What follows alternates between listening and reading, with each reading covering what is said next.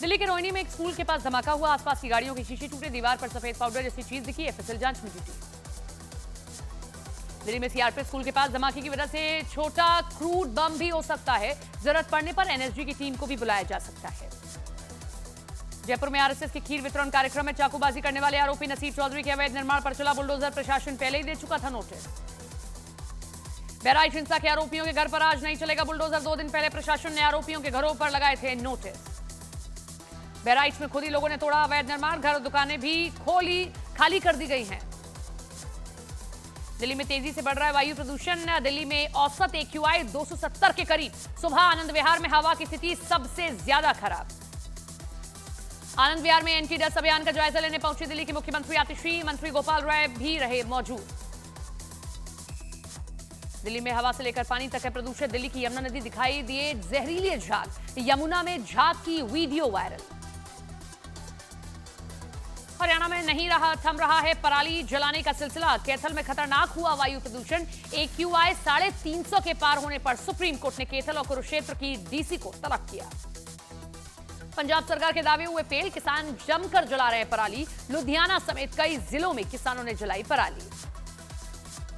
वाराणसी दौरे पर पीएम मोदी आज 23 परियोजनाओं का शिलान्यास और उद्घाटन करेंगे। वाराणसी में पीएम मोदी के जोरदार स्वागत की तैयारियां। पीएम मोदी के ऐलान के साथ ही 5000 लोगों को रोजाना मिलने लगेगा भोजन। विश्वनाथ मंदिर न्यास परिषद की रसोई हर रोज जरूरतमंदों के लिए तैयार करेगी भोजन। सहारनपुर में सिविल एयरपोर्ट तैयार। पीएम मोदी आज बनारस से करेंगे वर्चुअल उद्घाटन। इजराइल ने दावा किया कि एक टिश्यू पेपर से सिनवार की लोकेशन मिली थी। पिछले महीने राफा में एक सुरंग के पास एक टिश्यू पेपर का टुकड़ा मिला था, जिसका डीएनए टेस्ट याया सिनवार के डीएनए से मैच हुआ। इजरायली सेना ने हमास चीफ याया सिनवार का एक नया वीडियो जारी किया। वीडियो में उसकी पत्नी और बच्चे भी दिख रहे हैं। इजरायली सेना ने दावा किया कि सिनवार की पत्नी के बैग की कीमत 32,000 अमेरिकी डॉलर है। हिजबुल्लाह ने इजराइल पर किया ड्रोन से हमला। 2 ड्रोन इंटरसेप्ट किए गए। एक ड्रोन नेतन्याहू के घर से टकराया है। इजराइल के पीएम नेतन्याहू ने घर पर हुए ड्रोन हमले पर हिजबुल्लाह और ईरान को दी है चेतावनी। कहा, हमें अब कुछ भी नहीं रोक पाएगा। इजराइल ये युद्ध जीतने जा रहा है। बेरूत के दाहिया में इजरायली सेना का बड़ा हमला। हिजबुल्लाह के इंटेलिजेंस हेडक्वार्टर और वेपन स्टोरेज फैसिलिटी को निशाना बनाया गया। वीडियो जारी। इजराइल की सेना ने लेबनान के दाहिया में घर में किया जोरदार हमला। यहीं पर हिजबुल्लाह चीफ हसन नसरल्लाह को आईडीएफ ने मार गिराया था। इजराइल की सेना ने ग्राउंड एक्शन के दौरान दक्षिण लेबनान में एक खुफिया सुरंग को ध्वस्त किया। हिजबुल्लाह की रादवान फोर्स की बताई गई खुफिया सुरंग। बेरूत की बेका घाटी में इजराइल का भीषण हमला। लेबनान मीडिया के मुताबिक हमले में मेयर सहित 4 लोगों को हो गई है मौत। तुर्की की राजधानी इस्तांबुल में मारे गए हमास लीडर याया सिनवार के सड़कों पर उतरे सैकड़ों लोग प्रतीकात्मक रूप से अंतिम संस्कार की प्रार्थना में हुए शामिल।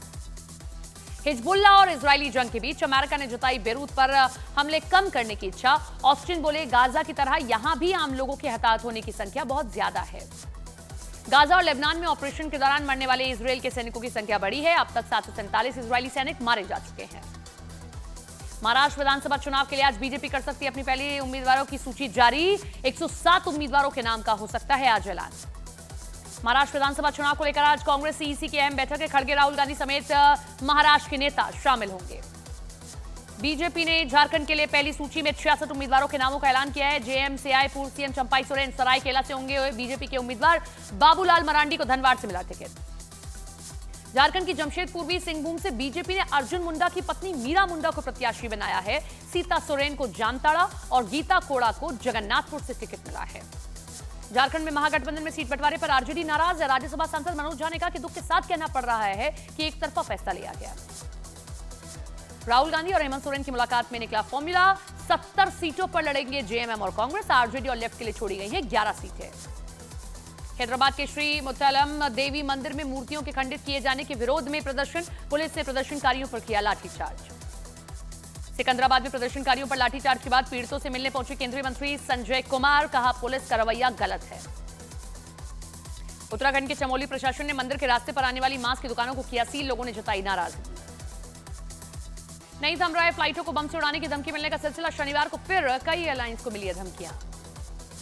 काले हिरण मामले में भारतीय बिश्नोई महासभा की बड़ी मांग। महासभा के अध्यक्ष देवेंद्र बिश्नोई बोले, सलमान खान मांगे माफी। गुजरात के अमरेली में खेतों पर काम कर रहे मजदूरों पर गिरी बिजली। हादसे में 5 मजदूरों की मौत हुई है, 3 लोग गंभीर रूप से घायल हुए। मध्य प्रदेश के अनूपपुर में कोयला खदान में ब्लास्टिंग के दौरान एक मजदूर की गई जान। परिजनों ने शव रखकर मुआवजे की मांग की है। बिहार के मुजफ्फरपुर की 2 महिला कांस्टेबल्स पर एक्शन। महिला कांस्टेबल पर वर्दी में रील बनाकर सोशल मीडिया पर पोस्ट करने का आरोप है। आगरा में रील बनाने के चक्कर में 4थी मंजिल से गिरकर एक लड़के की गई जान। बीच बाजार में हुए हादसे से मचा हड़कंप। रोहतक में दोस्तों के बीच शराब पीने के दौरान कहासुनी। दोस्त ने ही दोस्त की गाड़ी से कुचलकर हत्या कर दी। बिहार के मुजफ्फरपुर के एक स्कूल में पिटाई से छात्र की गई जान। पिटाई का सामने आया वीडियो, साथ ही छात्रों पर पिटाई का आरोप है। संभल में अवैध अतिक्रमण हटाने गई टीम का लोगों ने किया विरोध। हंगामे के बाद वापस लौटी प्रशासन की टीम। यूपी के मेरठ में एक कैफे में नाबालिग ने एक महिला इंजीनियर को मारी गोली। रेस्टोरेंट संचालक की लाइसेंसी पिस्तौल से चलाई गई गोली। हरियाणा के कैथल में तेज रफ्तार का कहर। टक्कर मारने के बाद 500 मीटर तक कार सवार ने मोटरसाइकिल सवार को घसीटा है। झारखंड के दुमका में कई दुकानों में लगी आग। आग लगने से लाखों रुपए का नुकसान। आग लगने की वजह का पता नहीं चल पाया। यूपी के अमरोहा में जमीन विवाद को लेकर दबंगों ने किया हमला। कार में की तोड़फोड़। यूपी के आगरा में आपस में भिड़ी 2 महिलाएं। एक दूसरे पर कमेंट करने को लेकर हुआ था विवाद। दिल्ली से सटे नोएडा के पब्लिक स्कूल में नर्सरी की बच्ची से छेड़छाड़ का मामला। प्रिंसिपल और हेड मिस्ट्रेस हटाए गए। रोमांचक मोड़ पर बेंगलुरु टेस्ट मैच। भारत के सामने 107 के टारगेट को बचाने की चुनौती। गेंदबाजों पर दारमोदार। रूस यूक्रेन युद्ध पर पीएम मोदी की चर्चा पर रूस के राष्ट्रपति पुतिन ने कहा कि इस विचार के लिए आभारी हूं। स्थायी और दृढ़ शांति चाहता है रूस।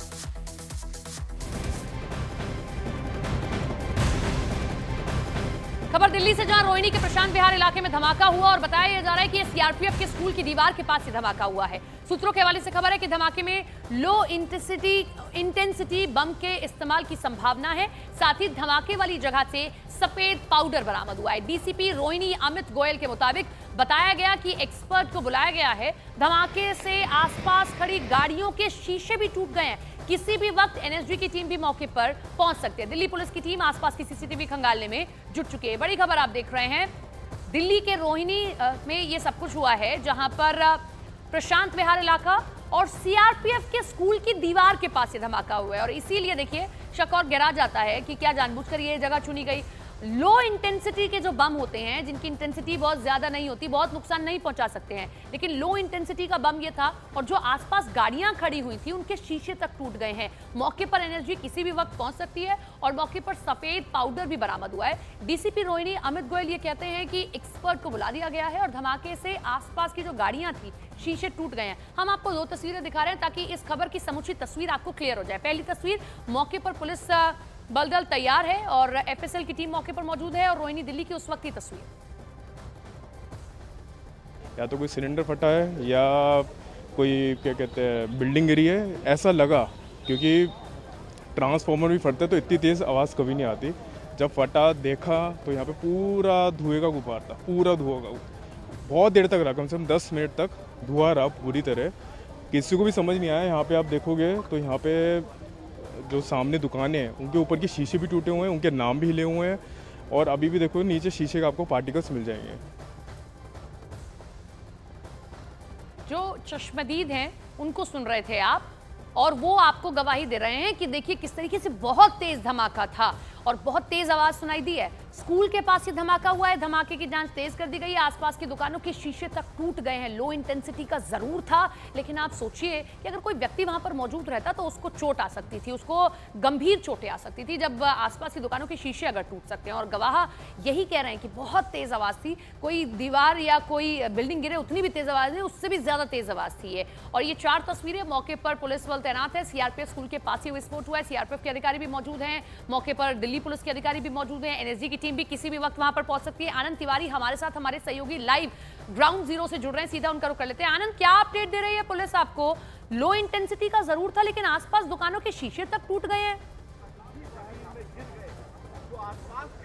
देखिए सपना, धमाका बहुत ज़्यादा तेज था और उसकी तीव्रता इतनी थी कि जो ये क्राइम स्पॉट है आप देख सकते हैं, जहां पर तमाम दिल्ली पुलिस के अधिकारी इस वक्त खड़े हुए हैं। आप एक महिला को भी देख रही हैं, वो जो वहाँ पे खड़ी हुई है, वहां पर इस वक्त एफएसएल के जो अधिकारी हैं वो मौका मुआयना कर रहे हैं। यहाँ से जो सबूत अब इकट्ठा कर रहे हैं। सफ़ेद रंग का एक पाउडर बताया जा रहा है और अभी जो जानकारी मिल रही है, शुरुआती जानकारी, एक क्रूड बम एक बताया जा रहा है, देसी बम हो सकता है जिससे धमाका किया हो। और देखिए मेरे कैमरा पर्सन आपको दिखाएंगे, बिल्कुल इस स्कूल की दीवार से लगा हुआ ये सामने सारा शॉपिंग कॉम्प्लेक्स है, इसके दीवारें तक जो है वो टूट गई हैं। कांच आप देख सकते हैं कि धमाका लो इंटेंसिटी से काफ़ी ज़्यादा बड़ा था और इसलिए यहाँ पर देखिए काफ़ी ज़्यादा डैमेज हुआ है जो शॉप्स हैं उनके ऊपर। और सपना, इससे अंदाज़ा लगा सकते हैं कि जो बम की तीव्रता थी वो कितनी ज़्यादा रही होगी, इसके पीछे क्या मकसद है, हालांकि वो जांच का विषय है। और यहाँ पर देखिए यहाँ पर बम स्क्वाड यहाँ पर आया हुआ है, फॉरेंसिक टीम यहाँ पर है। इसके अलावा दिल्ली पुलिस के special CP, special cell RP Upadhyay, additional CP Pramod Kushwaha, कई डीसीपी, इसके अलावा एडिशनल सीपी रेंज के और फॉरेंसिक की टीम जो है वो इस वक्त यहाँ पर मौजूद है। क्योंकि रविवार का दिन था, सीआरपीएफ का यह स्कूल है, सीआरपीएफ के अधिकारी भी यहाँ पर मौजूद हैं। तो क्या किसी की शरारत थी, कोई एक मैसेज देने की कोशिश की गई है, पैनिक करने की कोशिश की गई है, क्या कोई माहौल खराब करने की कोशिश की गई है, वो तमाम एंगल पर भी जांच लगातार जारी है। एक थ्योरी ये भी आ रही है कि सीवर की लाइन में धमाका हो सकता है, लेकिन उसके कोई प्रमाण अब तक नहीं मिले क्योंकि कोई पानी वगैरह यहाँ पर आसपास नजर नहीं आ रहा है। दिखाते जरा विजुअली डिस्क्राइब कर दीजिए, क्योंकि एक्सक्लूसिवली ये विजुअल्स हम आपके कैमरे के थ्रू दिखा रहे हैं, तो बताते बताते जरा विजुअली भी डिस्क्राइब करते चलिए।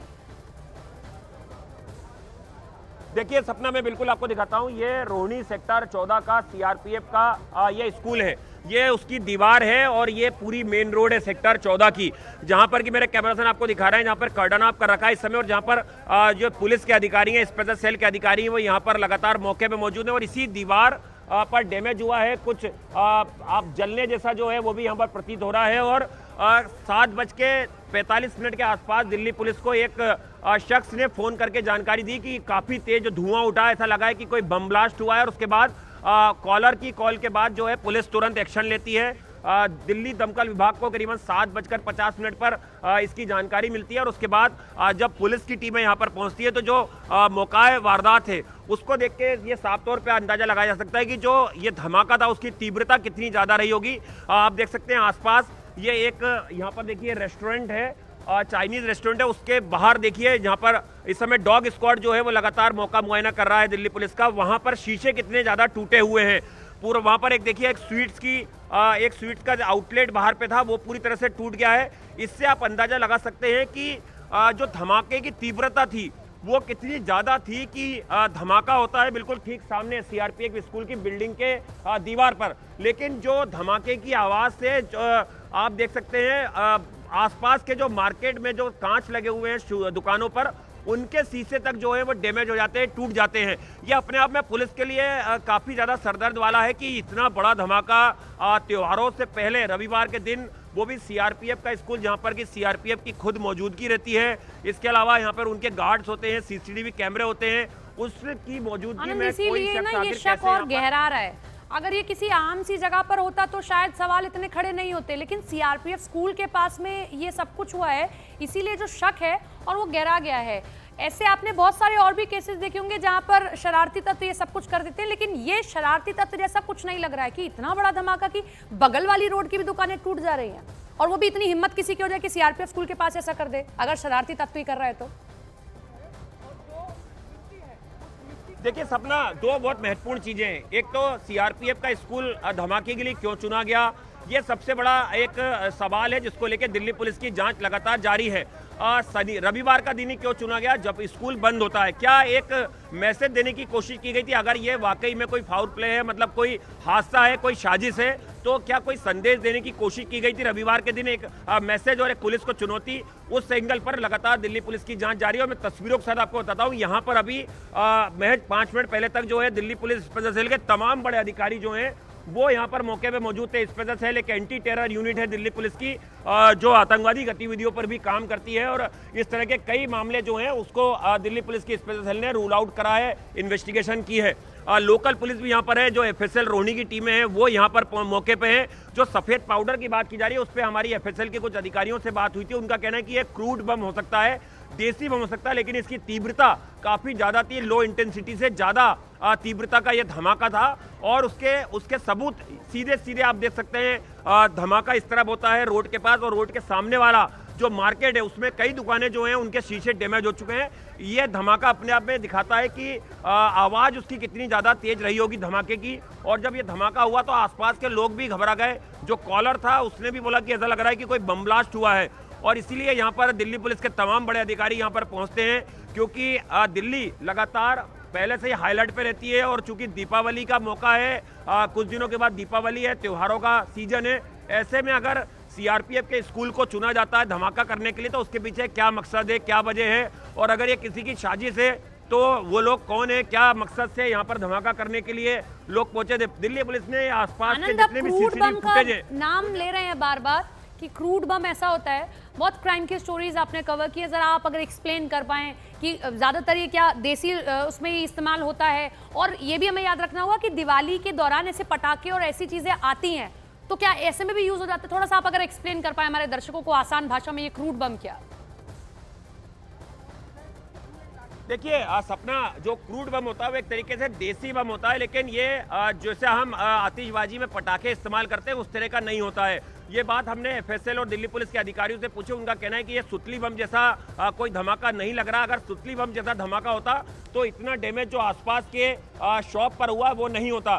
तो जाहिर तौर पर ये लो इंटेंसिटी से ज़्यादा तीव्रता का धमाका है। और ये देसी बम एक तरीके से क्रूड बम, यानी देसी बम इसे कह सकते हैं, जिसे असेंबल करके बनाया गया है। लेकिन एक राहत की बात ये रही कि अब तक कोई छर्रे, कोई इलेक्ट्रॉनिक डिवाइस जो है वो मौके से नहीं मिली। जैसा कि हमने देखा कि जब कोई टेरर अटैक वगैरह होता है तो उसमें इस तरह के छर्रे वगैरह का इस्तेमाल किया जाता है। तो ये क्रूड बम एक तरीके से एक शरारत के तौर पर भी इस्तेमाल किया जाता है। और देखने वाली बात यह है, जैसा मैं आपको पहले ही बता रहा हूं, कि रविवार का दिन क्यों चुना गया जब स्कूल बंद होता है, और सीआरपीएफ के स्कूल को ही टारगेट क्यों किया गया। ये दो बहुत महत्वपूर्ण वजह हैं जिसको लेकर दिल्ली पुलिस के तमाम अधिकारी इस वक्त मौके पे मौजूद थे। और खुद स्पेशल सीपी रैंक के अधिकारी जो हैं वो यहाँ पर कई मिनट तक यहाँ पर रुक के मौका मुआयना उन्होंने किया। एफएसएल के अधिकारी भी यहाँ पर मौका मुआयना कर रहे हैं। जो एनएसजी है उसको भी पूरी घटना की जानकारी दे दी गई है। एनएसजी के अधिकारी, उनकी टीम भी यहाँ पर पहुँच सकती है।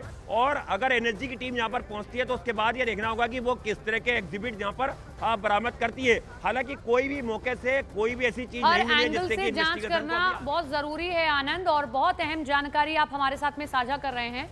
आप हमारे साथ में बने रहिए। एक छोटा सा ब्रेक हम लेने जा रहे हैं, ब्रेक के बाद भी लौटेंगे और इस खबर पर ज्यादा जानकारी हमारे सहयोगी आनंद तिवारी आपको ग्राउंड जीरो से देते रहेंगे, और जो अपडेट आएगा हम आप तक पहुंचाएंगे।